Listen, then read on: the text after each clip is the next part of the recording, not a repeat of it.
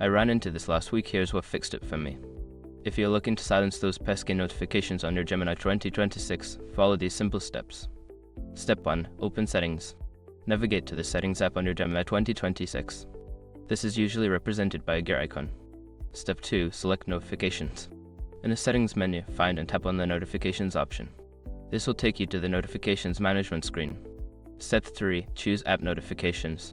Scroll through the list of apps to find the specific app for which you want to turn off notifications. Tap on it to access its notification settings. Step 4. Toggle off notifications.